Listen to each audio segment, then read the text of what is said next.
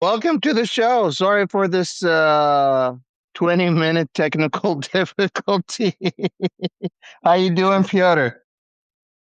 Yeah, that was that was tough.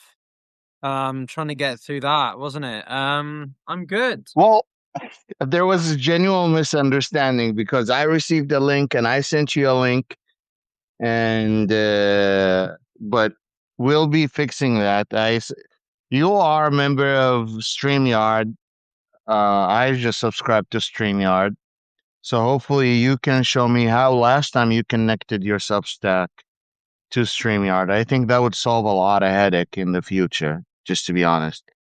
Uh, but I think for the audience who don't know maybe what we're on about, there's an application that allows you to stream live to lots of different websites simultaneously, including Substack, although you have to manually enter the stream key, it's called, every time, which is a bit of a pain in the ass. But yeah, it means that Wajir will be able to stream to his Substack and his YouTube and my YouTube and my Substack as well. So multi-platform power streaming right there, Wajir. So but yeah, it's yeah, good to be with you now. Um, there's quite a lot we can discuss, I think. How do you feel about the situation in the Middle East? oh my God, the situation in the Middle East keeps getting more and more like an episode of Black Mirror. Genuinely, it is no longer. Uh, this war has permanently reshaped the Middle East and permanently reshaped the world. And that would be an understatement, in my own opinion. The reality is, Gulf states have already been looking for new alliances, except for UAE. The Gulf states have their internal conflict and they're no longer getting along with the United Arab Emirates. The United States is no longer an asset that brings protection. The United States is bringing the target over. So everything that's happening is happening how to avoid the US, who's our new alliance, how to end this war, to the point that they don't even want Trump involved in the talks.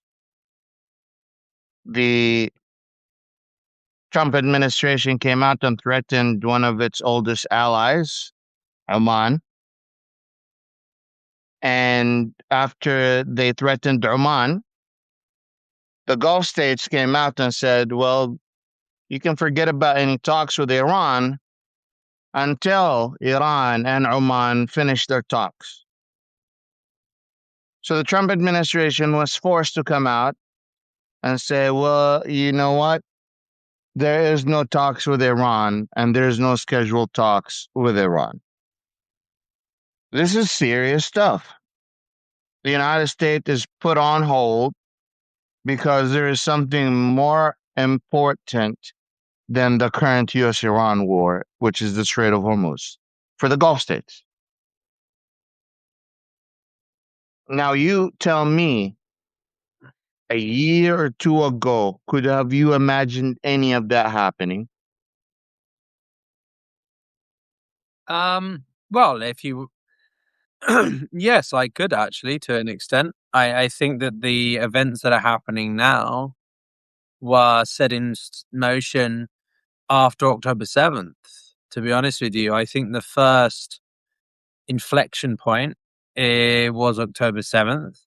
The second was Israel's response. The third was the Israeli American strikes on Iran. And the fourth has been, well, the fourth was Trump re-election, and the fifth is now the actual Iran war itself. Um, when the Chinese brokered that rapprochement, if you like, between the Iranians and Saudis in 2023, that was a sign that the United States was losing its ability to influence the region in every way. Militarily, there's no other country that can influence it still. The Chinese are not going to be there in the same presence as the Americans, nor do I think any country would want them to be. But yeah, I think that there were shifts happening already. But the war itself has rapidly, explosively, um, you know, implemented a lot of things. It's brought to the surface what was already happening at a glacial pace to a much more like, okay, we're gonna diversify from America by signing this new Mecca agreement. We're going to de-risk ourselves by finding alternative export sites or pathways for our energy.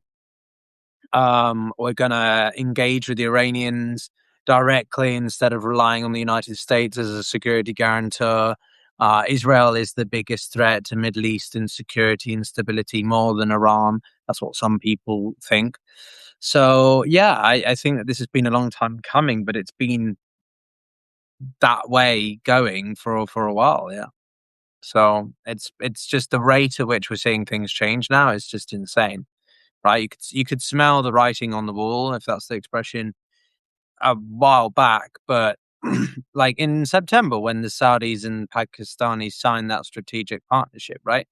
I called Mm-hmm. that, and then when they signed it, I did a video, and it went it was super popular. Like most of my content's about war in Ukraine or China or something, and I did this video, and at the time, I don't know, I think I had like 80,000 subscribers, and it got like 100,000 views, 150,000 views, which was a lot.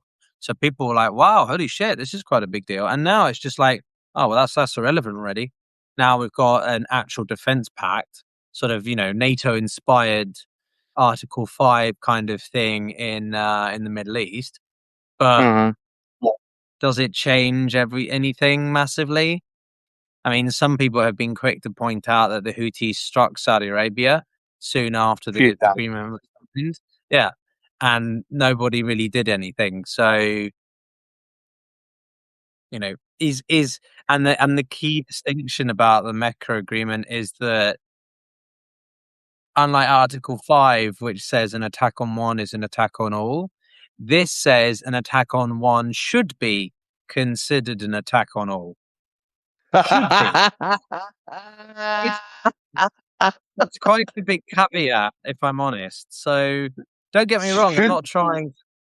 Well, yeah, but essentially that's what it have you actually if you read the document, right, it sounds pretty stupid, because it's essentially saying, "If you are severely attacked and maimed, we may help you by sending an ambulance on our behalf," sort of thing, right? It's not like they're coming to your aid directly. And I wonder. I mean, it's I'll just put this to you, puffing of chest at this point. It's just puffing of chest. but also because two of the three signatories are not exactly the most military potent. The Pakistanis are nuclear power, but kinetically they're not great. They were struggling against the Taliban on the day that the Trump administration launched its invasion or attack on Iran. So that's a worry. And the second one is the Saudis. Excuse me, but what the hell military do the Saudis actually have? Not Nothing. much. So, well, I mean, they can send planes and strike the Houthis occasionally, but like in an actual Well, the war Saudi against. military wasn't designed to protect the Saudi people. It was designed to protect the royal family. Fair. So, can you really see that putting up much of a opposition to the IRGC? So, yeah, I'm not having the most confidence with that.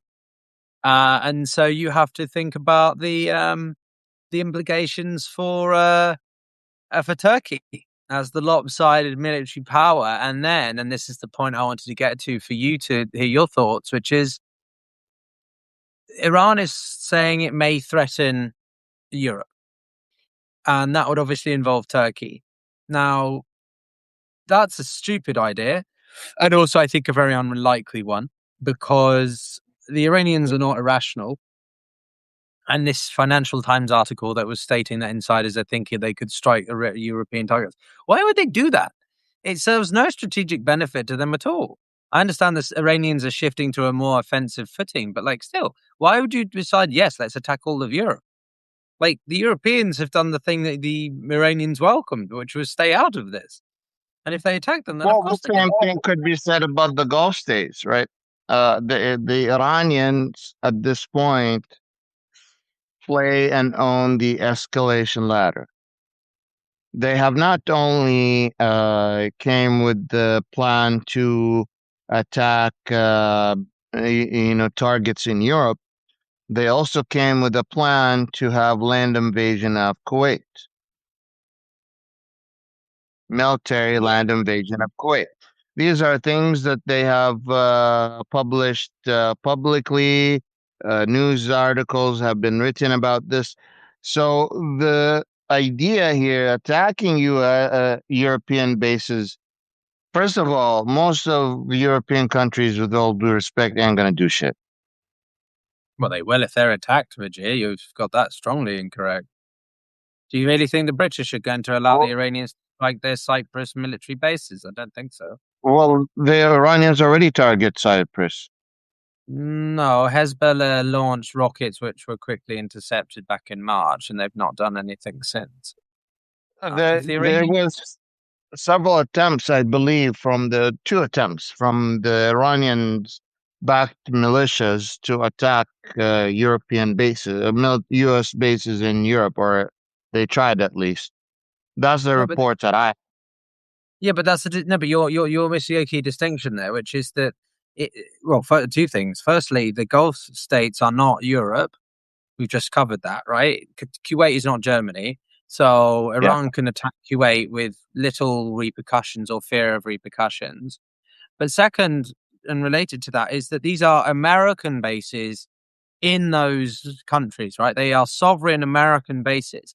If you're just attacking a base in Europe, which has been used by American forces, but is still but under the soil, it's not like these Cypriot bases are British bases. The Spanish base that was barred from being used by the Americans, or the British bases that the Americans have used to bomb Iran, are British soil. So if the Iranians attack those bases, even if they're American targets, they're attacking British soil, which under international law, which will give Britain complete legal right to respond. It's different. Yeah. To I don't agree with your premise, if I'm honest. I hear you. I hear you. This is what I think is happening. You could definitely correct me because this is my perception. The UK and the EU have stayed out of this. Iran has warned them, do not let the US use these bases or we will target you. From Iran's perspective, that is a warning they have been giving everyone.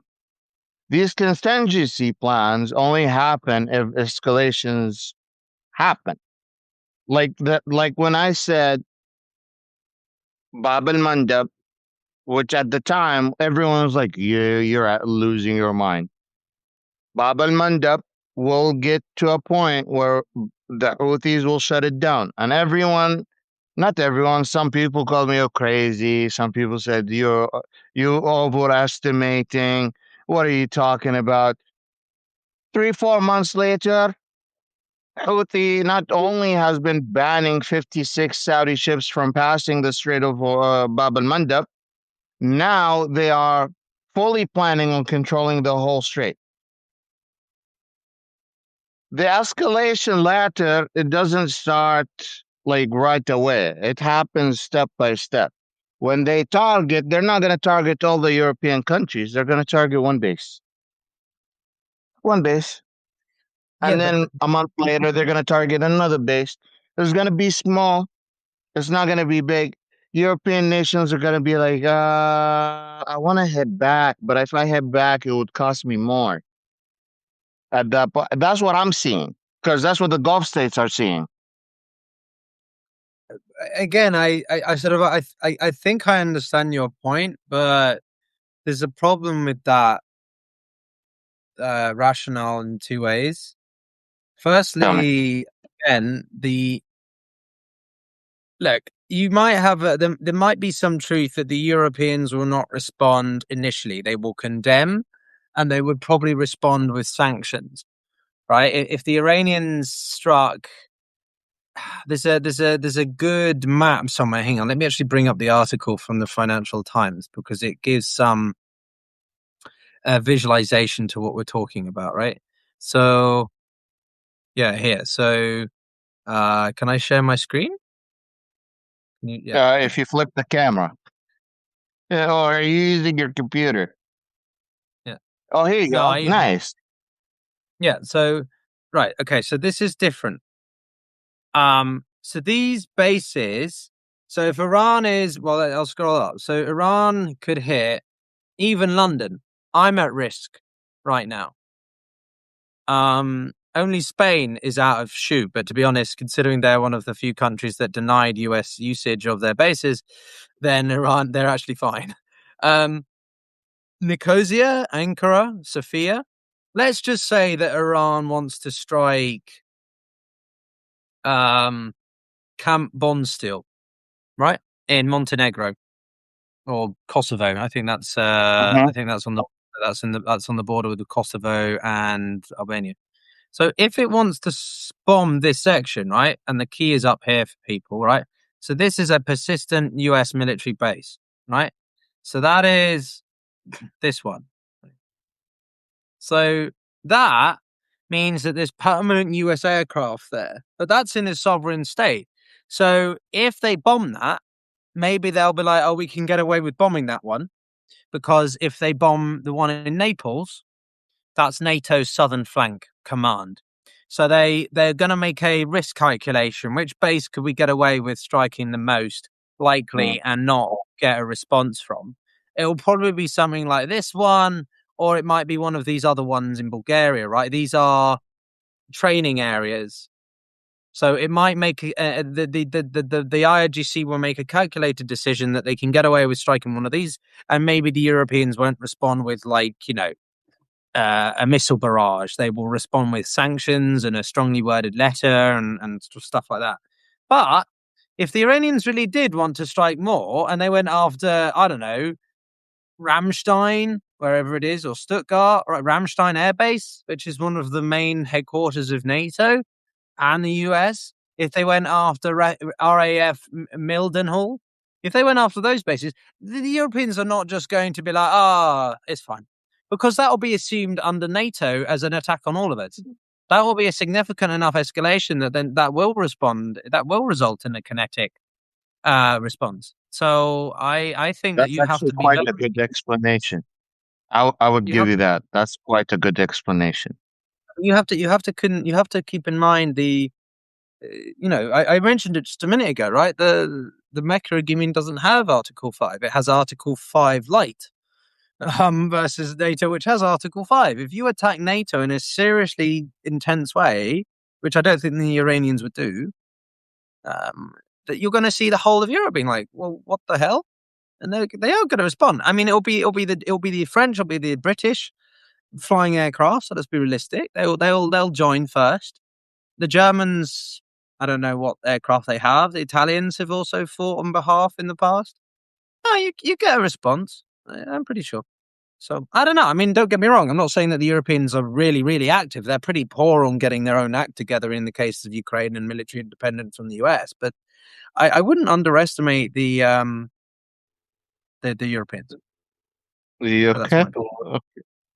That makes I really what really made more sense is that when you started pointing out a NATO base versus a non-NATO base, and I was like, that makes a lot more sense. Well, they're That's not even bases. They're training sites. I don't know. It's just anything of a military nature. So, Bezmir Air Base in Bulgaria, military base, air base.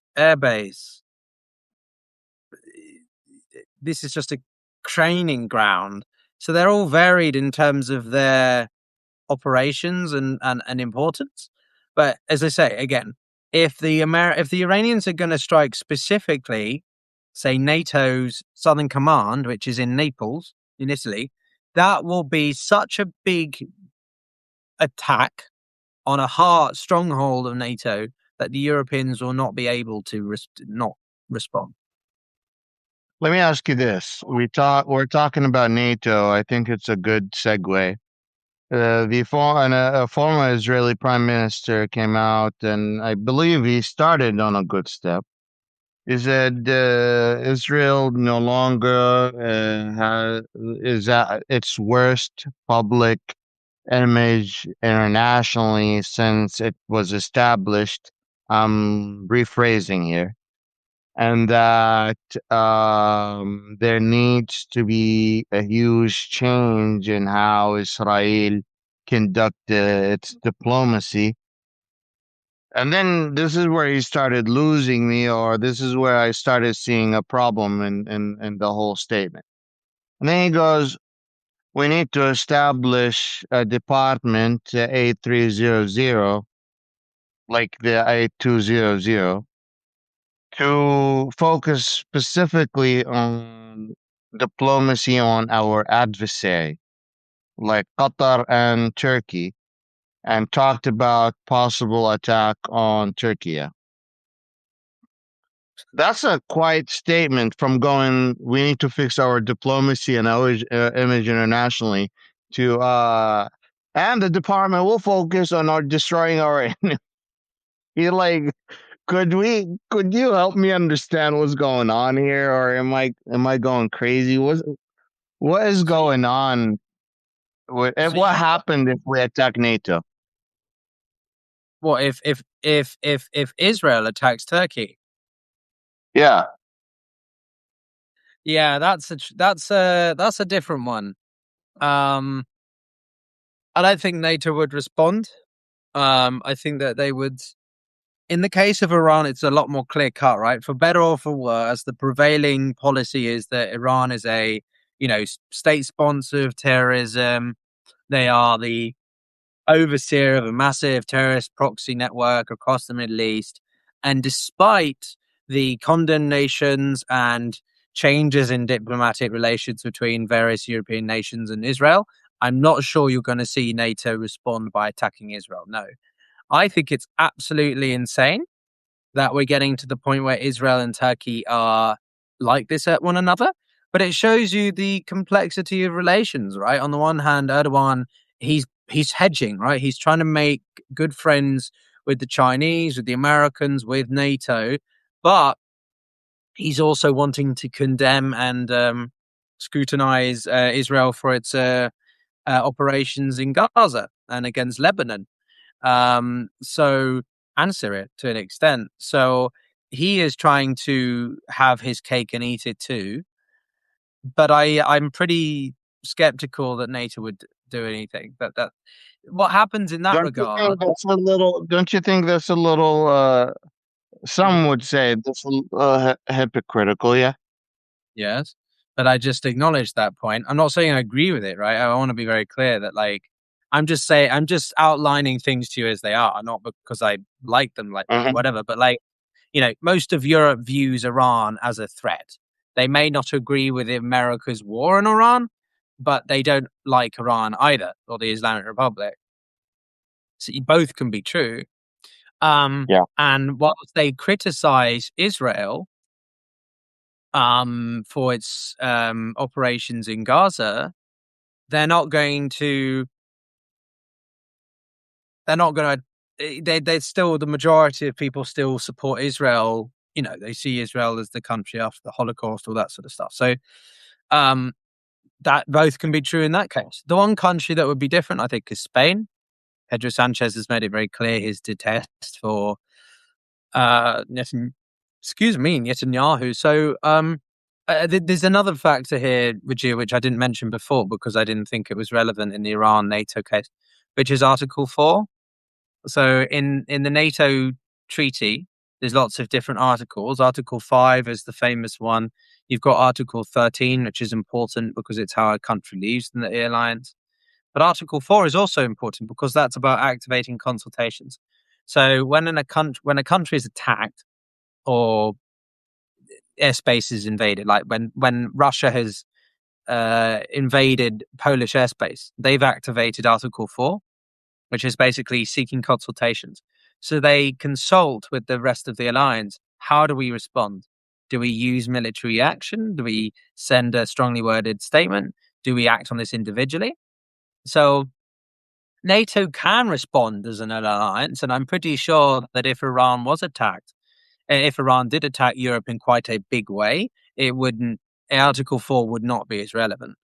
But Article 4 in the case of Turkey and Israel, Turkey may well activate Article 4, seeking consultation with the rest of the alliance. But I'm pretty sure the rest of the alliance would be like, yeah, you've got that, Turkey. You take care of that for us. Because they don't want to be seen attacking Israel, right? Or whatever, sanctioning Israel. That would be a huge risk for their relationship with Trump and America, even though Trump hates it. No, well, is tired of Netanyahu as well. So I think the Turkish-Israeli tension is a lot more complicated than Iran because it's between two primary actors, whilst Iran is just threatening all of Europe. So I think if Israel were to launch some kind of, I don't know, what would Israel do? Realistically, what would they do? They'd probably launch some kind of cyber war. You know, Mossad. Somehow clandestine, some sort Yeah, of secret. something clandestine against Turkey. Uh, the Brits aren't going to get involved in that. The French aren't going to get involved in that. That's going to be a bilateral issue between those two. That's it. We're not going to get more involved. I'm pretty sure that's what that would stay as. By the yeah. So no, don't get me wrong. I'm not saying it's good or bad. I'm Uh-huh. not glad it's the No, case, but I'm just reacting because that that's what. like I like an honest answer, but you don't have to like the answer, but like the answer I think is quite accurate. Like when you ask someone for feedback and they give you some feedback that hurts, but it's accurate. That's what it sounded like. It sounded like some genuine insight that would help a lot of the audience understand what's going on. Well, obviously, it's coming from me, mate. Yeah, absolutely. No, I know what I'm talking about.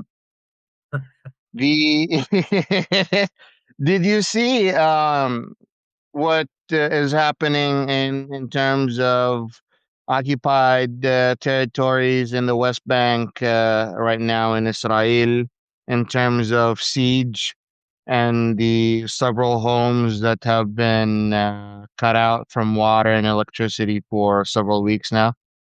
I've been reading about it a little bit, but tell me more. So, by the thousands, Israeli settlers have been uh, basically sieging small towns in the West Bank, town by town, uh, taking over any house that the house owner would leave for like going to the shop or whatever, they would take it. And if you stay in there, they would try to pressure you to get out. They would kill the livestock or steal them. They would burn the trees, the olive trees that they would be using to bring in some income. Currently, the U.S., not the U.S., Israeli military is supporting all of that by sending IDF soldiers to reinforce the settlers who are making this push. And I, I I'm seeing this happening in the middle of a war.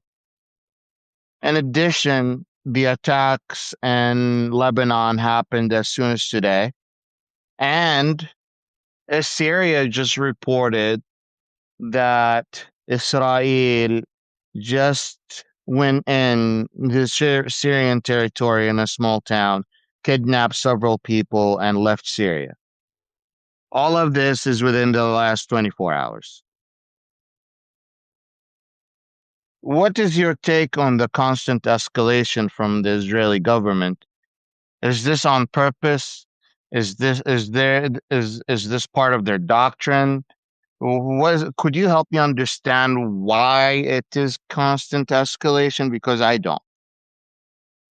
Well, I would have thought you were better placed to tell me, mate, to be honest. I used to cover Israel, Palestine, and then I couldn't anymore because of just how toxic it was and also what I was seeing happen.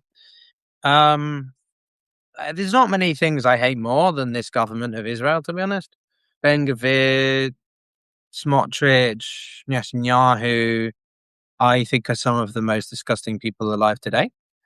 And the way that they treat other nation states, let alone the Palestinians or surrounding nations, and that's not forgetting obviously what they've gone through or something. But I think there's never a better time or more important time to make the distinction between the government and the people.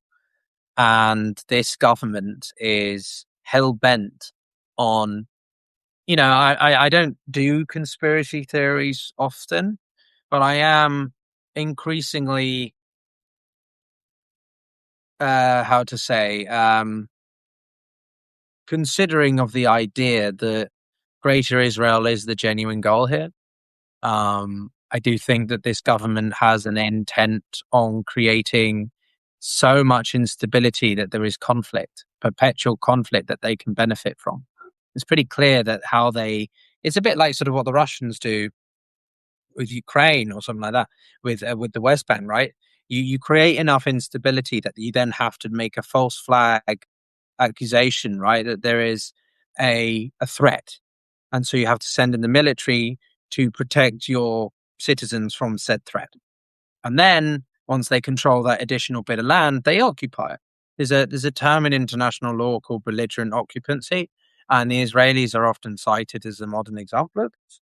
Um, and again, sort of it's like, but you can't say this for fear of sounding anti-Semitic, which is Hmm. a problem, right? You should be able to criticize a country's foreign policy without for fear of being accused of being anti an entire race or religion of people, which is complete bollocks. My girlfriend is partially Jewish, so it's not, or she has Jewish heritage, whatever. But it's a straw man argument. It's a lazy gaslighting, etc. And yeah, I think that the Israelis are deliberately trying to stimulate conflict, deliberately stimulate division in specific parts of the Middle East amongst specific countries, so as to persuade, of course, primarily the Americans to fight on their behalf or with them. It's not that complicated. Do I think that this means that Iran isn't a potent threat under the IRGC? No. But I think that the Israeli ultranationalist government and the Islamic Republic of Iran are equally terrible things that, if you took one, like, I wonder what a more moderate government in Iran and Israel would be like. I don't know. I don't know if Naftali Bennett would have gone to war, would he? Yes, October 7th happened, but would have Naftali Bennett or some more moderate person from the Israel's past have launched this war with America on February 28th? I don't think so. So I think the Israelis, yeah, I think they're trying to stimulate perpetual instability so that they can force the United States to fight with them, try and bring in more countries. Like if they can stimulate instability with Syria and Turkey, then of course that brings in Turkey, that brings in NATO, then that will make Iran more concerned, and then the Iranians are attacking NATO, and then the whole thing escalates further because the Israelis are free of their biggest threat, which is Iran. Um, yeah, I think it's pretty clear what they're doing.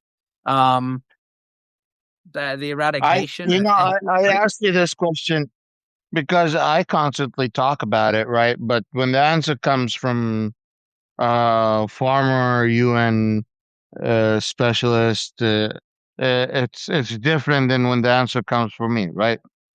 Even though I'm 6% Ashkenazi and I've been invited to Israel several times and I speak on Israeli channels here and there every once in a while. I've been labeled a terrorist by a lot just for voicing some of these opinions. They're same exact opinions you just voiced and been called anti-Zionist. And the reality is horrible, to be honest. I was Yeah. wondering if you could do. Go ahead. No, no, no. Go on. I'll respond after you. I was going to ask you another question, not related to this, but so if you have a comment about this, go for it. No, I mean, look, I don't find labels very useful nowadays. A lot of words that we use now have lost any and all meaning, right? To be a liberal is not what it means to be now. Like, I'm not a liberal in the modern sense because that just makes you sound like you're a progressive leftist, etc. But neither am I sort of a full blown conservative. Like, and the point I'm making with all of this is sort of it's like, am I a Zionist? Well, I don't know. I don't think so. But I don't know if I'm anti-Zionist either. Like, I sort of the point. I think that Jewish people have a right to, a land of their own, but the way that it was done with the Balfour Declaration and the, forced displacement of millions of people has led to the permanent instability and problems of the Middle East. And that's just one issue, right? The whole Middle East, like Africa, is a continent that was arbitrarily cut up, divided by the British primarily, the Russians, the French, and whoever, right? So, it's the point I'm making is, yeah, I don't know how I feel about sort of labels like you're an anti-Zionist because you have criticisms of Israel's claims to land, or you're anti-Semitic, or you're anti-Muslim because you're critical of Palestinians' behavior or something, right? It's all, I don't know. People are lazy and I, they will just label whatever you want, right? Whatever they think fits their it's narrative. easy. It's easy to put label on people. Uh, Let me ask you this question. I don't know if you could do your magic trick again with this screen. Uh, the invasion of Spain from Morocco. A lot of people t- keep talking about it, that the Moroccans invaded, that people in Africa are invading Spain actively, and Spain is trying to send a whole bunch of people home. Isn't or that that part of the land that Spain owns used to be part of Morocco? Yeah, Like, so hang on, let me find it. Um, is it exclaves? Yeah. So Spain has two. Um, actually, it has a fucking lot.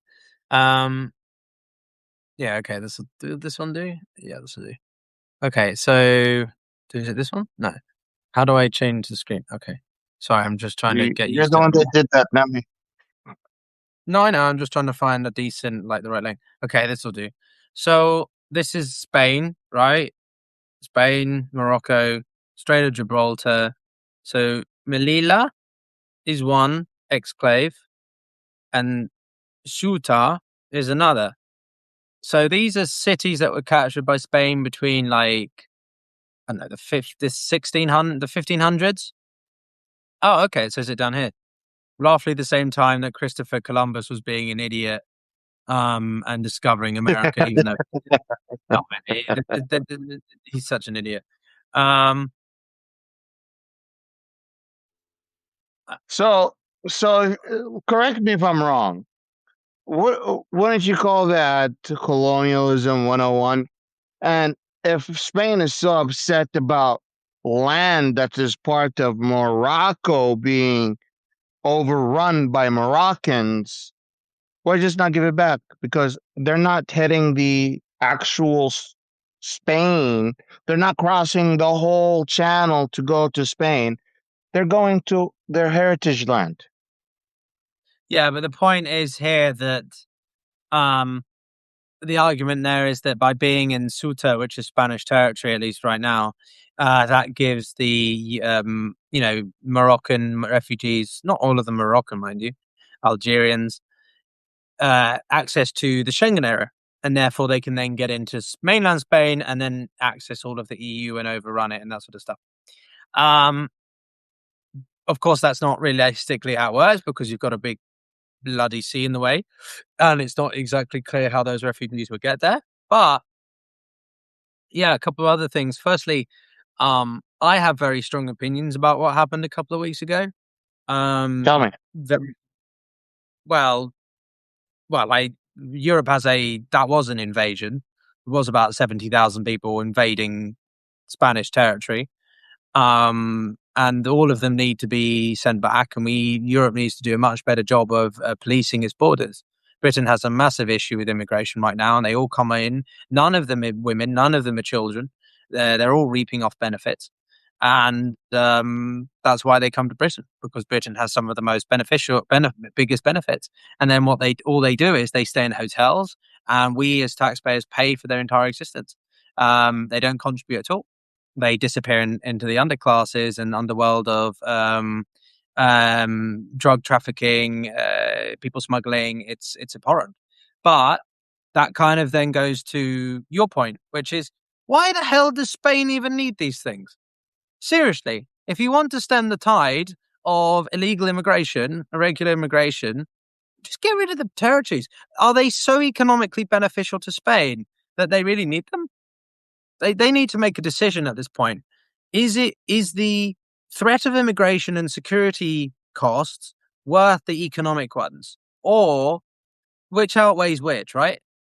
The cost of managing, securitizing, protecting that border versus the benefits of the economic activity. I'm not sure. Personally, if I was them, I would just get rid of them.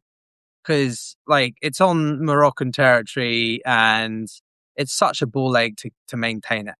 So it doesn't serve any purpose to me.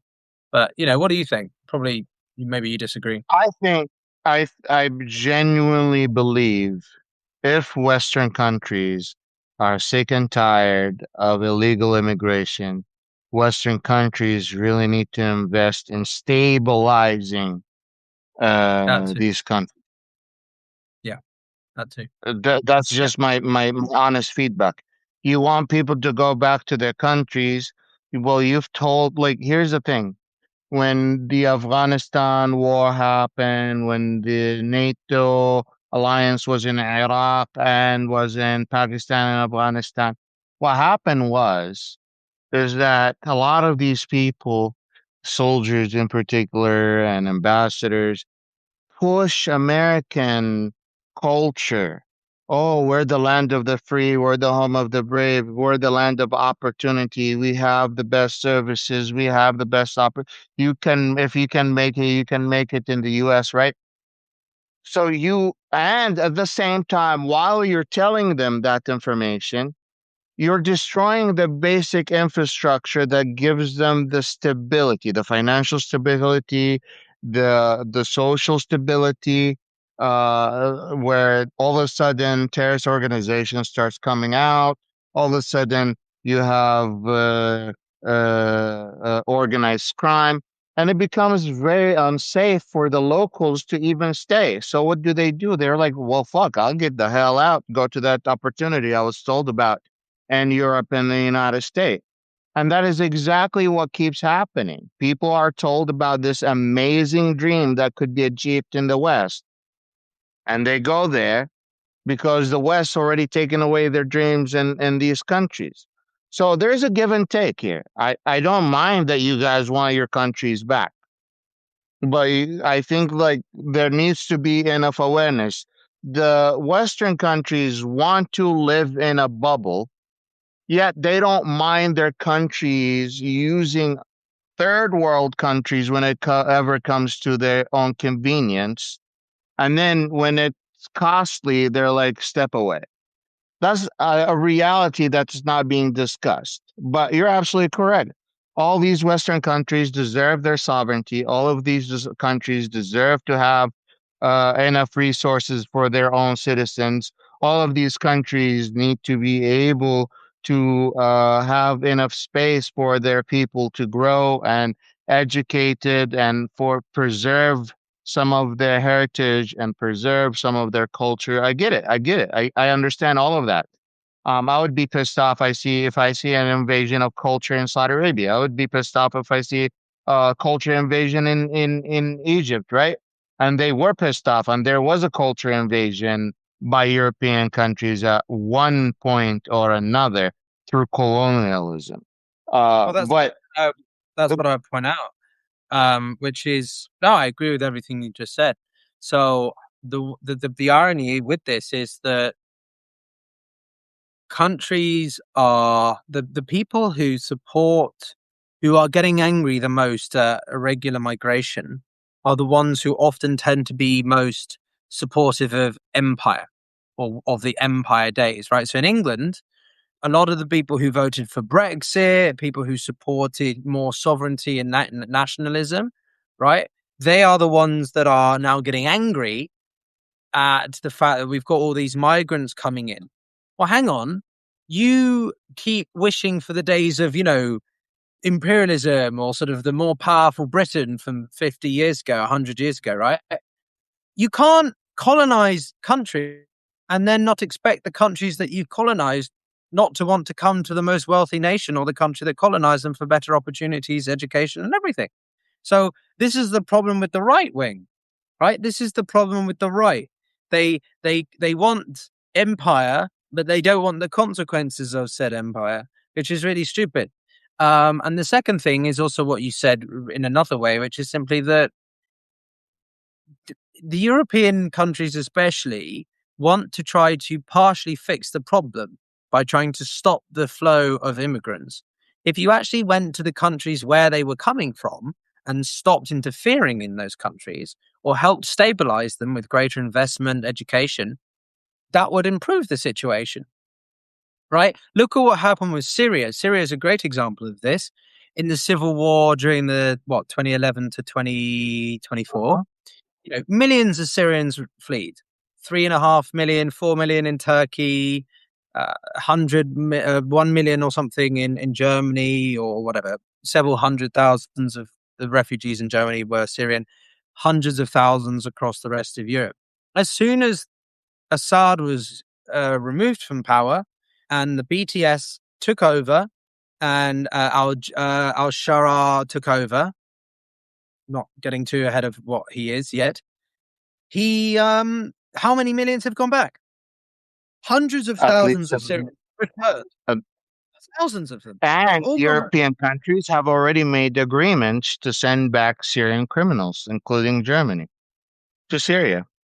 Like once the Syria became stable and Ahmad al-Shara became started visiting these European countries were like, okay, we'll open our trade with you, we'll fix the alliances. But the first thing they did was like, could you please take back all of the Syrian criminals in our prison system?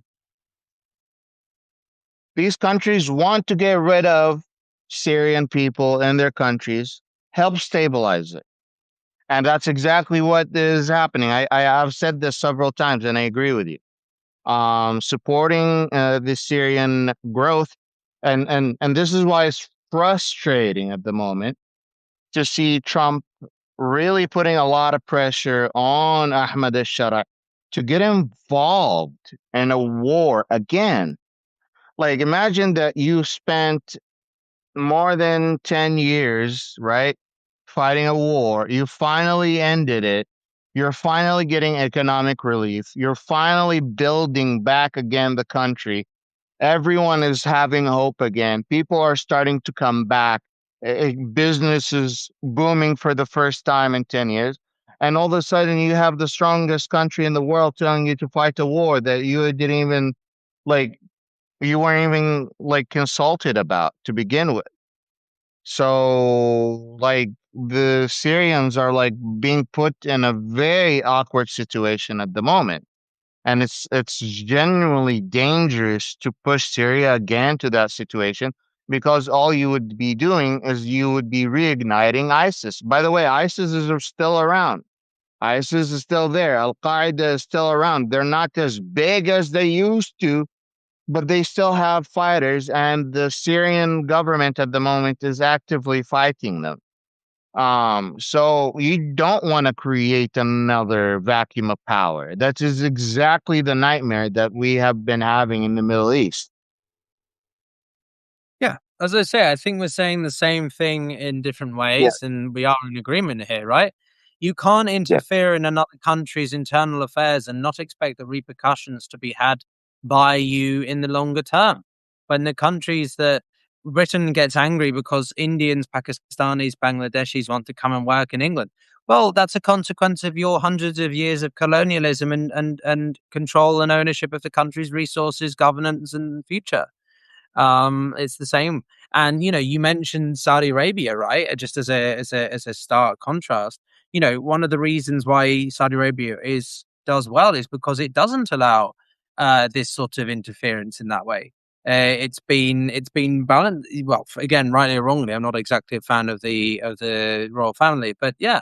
So Mhm. Europe needs to get a sense of its history. It needs to get a sense of perspective. Every country has a right to determine its borders. I don't like to say the word control or whatever, but every country has a right to manage its migration, but they also have to understand why certain types of countries come to them, or why certain countries come to them seeking opportunity, employment, refuge,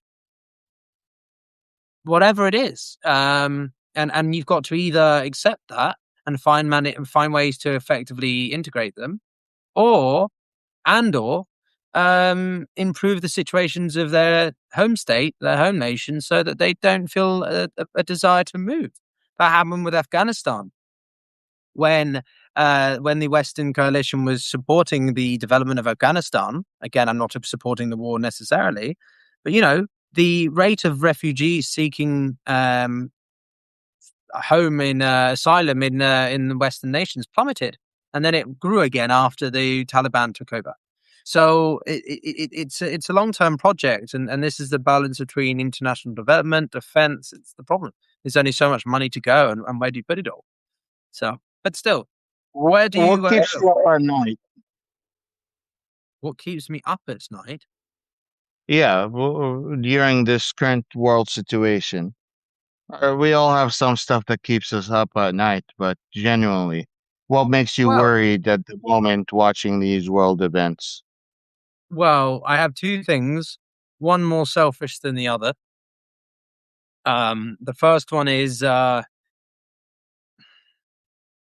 worry about a potential for genuine conflict between Russia, Europe, a bigger conflict, um, which the United States also gets involved with. I worry about the potential use of a nuclear war, tactical nuke, not strategic. So, tactical nuclear weapons are localized, not an ICBM. And the other one is not growing my Substack. I love the last one. Y'all, take a minute and subscribe to Pyotr right now. It's keeping him Yeah, up late at night. He can't sleep because of Substack. So take a second, support his account. He deserves your time, and he deserves your money if you want to give it. no, But yeah, he's an intelligent analyst that knows exactly what he's talking about. Um, and has amazing interviews. If you haven't known him, he's quite big on YouTube and on X. People say yeah. already subscribe. No, we've got a big community on YouTube, but as I said, I wanted to do more on Substack, and that's why I enjoy um our chats with you. We should do them more often, as I say. I think I've seen several comments stating in the past we should do weekly ones. But yeah, all I We was should going to have say like is every Monday or every Tuesday, something like that. let's do Monday. Yeah, let's do Monday. That sounds good. Someone asking me my background. I'm half Russian, half English. So yeah, trying to balance Western views with non-Western views. But yeah, that's all I would say is yeah, if you want to support the Substack, then do subscribe. I'm doing a weekly Q&A for subscribers now, and I'm posting more written pieces as well as all these streams. So if you're interested, professionally, well, I worked in the UN for about 6 years. I lived in Africa for about three. I've worked on security, economic statecraft, so geoeconomics or like sanctions, and yeah, was going to be posted in Afghanistan about 4 months before the Taliban invaded and restarted and retook the country in August. So I would have been based in Kabul for a couple of years in 2021. So yeah, quite an international background. But something to do. What is some of the topics that you wanted to discuss that we haven't touched on today? Wow, we'll have to keep that for next time because I think we're coming up to an hour, and I always think it's good to keep people wanting more from our smiley faces. But yeah, basically, I think that we should talk more about the economic implications of the war in Iran. I think we should Okay. do some more forward looking. Like we had a chap on the show called Peter Zion. Some people may know who he is. He's a very popular, famous geopolitical thinker. He has some controversial opinions, but he makes a lot of forecasts and predictions. And I think it might be interesting to do some more scenarios. So, like, what happens if Iran does this? And I did it a bit with you earlier, right? When we think about what could happen if they attack NATO. So I think that could be interesting. And maybe we could talk about Middle East European relations or the Horn of I would love Africa. to. Yeah. It sounds Yeah. like a really good next topic to discuss. So stay tuned. Make sure you join us. This will be on YouTube. You should get a copy of this recording once we are done. Like, subscribe, and share. Again, please subscribe to Piotr. Any last words before we sign off? No, I mean, look, thanks for watching, everyone. Um, I'm not pretending to know everything, which is very kind to have these conversations with me. I think it's fun to have a more relaxed, sort of wide-ranging one. I know Wajir has his daily updates with Malcolm and Jacob. We've done a couple of collabs with Jacob, but he's just too busy to keep doing it consistently, unfortunately. So I'm looking to do some more like weekly like streams with someone on a regular basis. So Wajir, hopefully you can be one of them. And if anyone Mhm. watching has any recommendations of other people to read or to reach out to, then let me know. But otherwise, yeah, do subscribe. And keep a lookout on the horizon for some more, um, cheeky, VIP content as well. But thanks, everyone. Nice, nice. Thank you so much. Thank you for tuning in. I love your faces. And as always, remember, you may not fuck with politics, but politics will always fuck with you. I'll see you tomorrow.